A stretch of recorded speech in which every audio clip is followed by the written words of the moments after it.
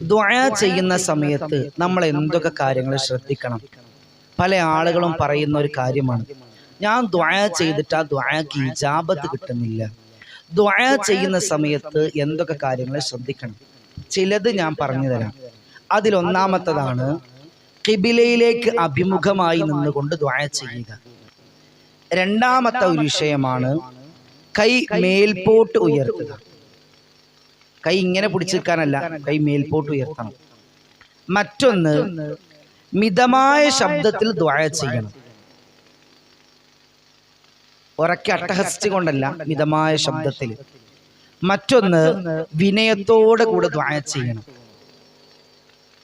മറ്റൊരു വിഷയം, ഒരു കാര്യം പ്രത്യേകമായി കൂടെ അള്ളാഹുവിനോട് പറയുന്നുവെങ്കിൽ അത് 3 തവണ ആവർത്തിച്ച് പറയണം.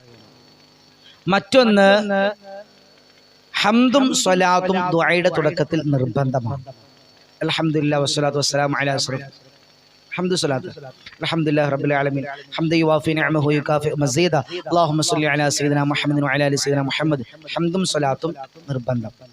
മറ്റൊന്ന് നമ്മുടെ ഇടപാടുകൾക്ക് ആർക്കെങ്കിലും ഉണ്ടെങ്കിൽ അതൊക്കെ കൊടുത്ത് വീട്ടിയിട്ട് ഹക്കിടപാടുകളൊക്കെ തീർത്ത് മനസ്സ് ശാന്തമായതിനു ശേഷം ദുആ ചെയ്താൽ മതിയാകും.